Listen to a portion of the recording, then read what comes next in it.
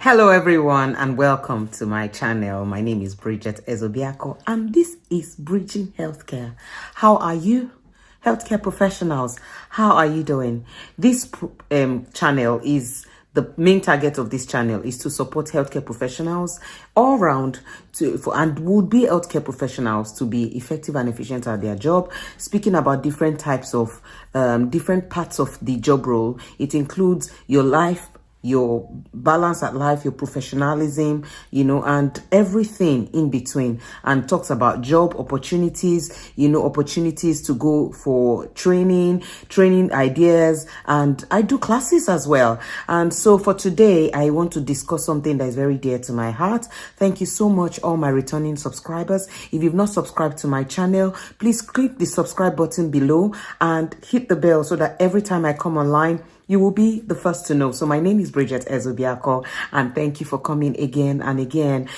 Today I want to talk about noticing stress. You see, as healthcare professionals, our work is quite stressful. It's mentally draining, it's physically draining. And sometimes you get so overwhelmed with work, or you've immersed yourself so much in work that you do not even notice that you're stressed. So for every healthcare professional, in this video, I want to talk about signs that you are stressed. Signs that you are stressed. And please take these signs seriously. So the truth is that you can get so overwhelmed with work, get so busy. Every morning you're going, maybe you just have one day off and you forget yourself and you don't know that you are stressed. So sometimes it's also always good to look inwards, okay? Retrospect, look at yourself, and there are some things that will help you to know that you are under stress. And I'm going to be explaining those things in this video.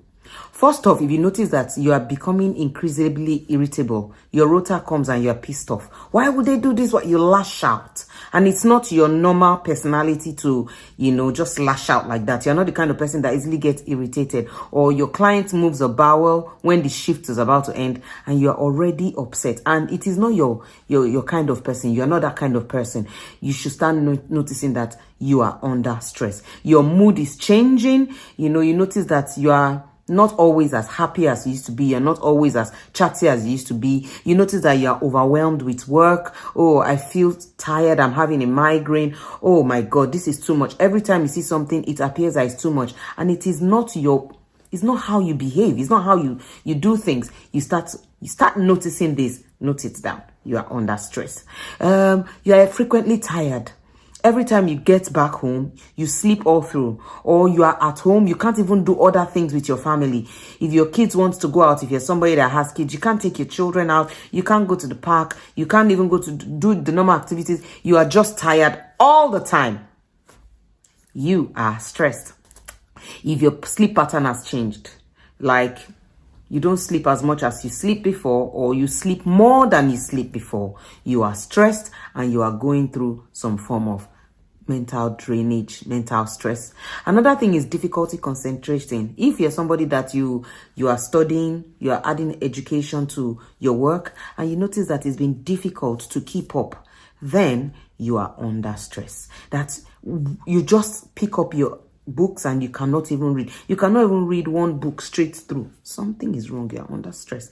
Another thing is if you notice that you are beginning to have things like physical symptoms like a headache all the time. Oh, I'm having migraine. Oh, this migraine. Oh, it's just my thing. It's not your thing. You're stressed. Most times the frontal headache is stress induced. All right. So sometimes they say if you're having frontal headache, just go and sleep and you'll be fine. It's because you are stressed. Another thing is stomach issues. So your food is not digesting. You are constipated. You've not used the toilet for a long time, or you have a loose bowel, or your body is just, not responding to food properly. You are under stress. And it can even be emotional stress. Anxiety can cause constipation. It can also cause diarrhea. Because the hormones in the body will just react, Another thing is if you start losing appetite or you are gaining too much appetite. I remember my first year working in domiciliary care. Oh God, I gained so much weight because I was using food. I'm just exhausted. I'll just drive into McDonald's or anywhere and I'll just buy food and I'll just eat it. Because at that point, it's not really that you don't have the finances to support yourself. It's just that you have overworked yourself and your body is tired and is complaining. Another thing is, for those of you that smoke, you find out that you are smoking more often. Those of you that vape, you find out that you are vaping like a crazy person. Like every time you need it to keep going. Something is wrong. I wouldn't even advise you to smoke. Smokers are liable to die young, right? And vapors are liable to die even younger. But you notice that it's becoming increased, then something is wrong. Or you are now withdrawing from social activities. You do not have friends. You're not keeping friends. You're not willing to go to church. If you're a Christian, you're not willing to go for a friend's birthday party. They invite you for a birthday party and you totally forgot, or you just hide, or you decide not to go. Something is wrong. And then you are losing satisfaction in your job. What you find exciting is no longer exciting. I am a healthcare professional. I'm proud to be one. I love what I do. I've never disliked what I do. I celebrate my wins, both big wins and little wins. And I keep investing in myself. This shows that there is more excitement. But when you are not, no, I beg. What did I study in my degree? I'm going to even start thinking of my degree. Oh, no. This work is too stressful. Somebody is talking about becoming a healthcare professional. Like, don't try it. It's not it. Something is wrong. So when you feel like you cannot cope with the demands of your work, generally when you just feel that you are overwhelmed, you really need to look into it. You really need to work and focus on it. And because job burnout is one of the biggest reasons why people break down, and most especially in the healthcare space. I've seen it in my few years of experience that you will see people in their 50s, 60s, and they're already needing care. Why? They used to, and then they tell you, I used to be a healthcare professional. So they did not rest, they burnt out. And I'll just give a few tips. But in my next video, I'm going to talk about work-life balance. All right? So, but a few tips. Take a break. Take a break. First, in that break, think about what is going on. You can get a list and write out, is anything wrong? Am I noticing this?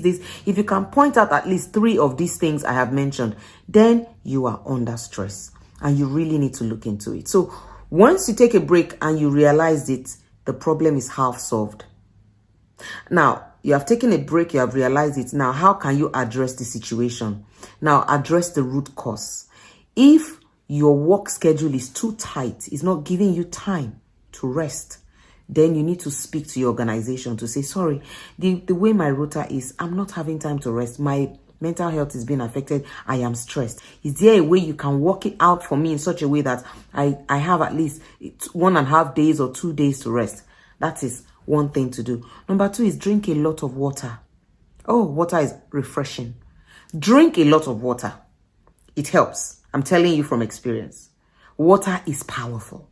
Before you jump to paracetamol and painkillers and all that, drink water. Whether for the constipation, whether for the headaches, whether for the stomach issues, whether for the concentration issue, whether the fatigue, drink water. Not tea, not squash, water.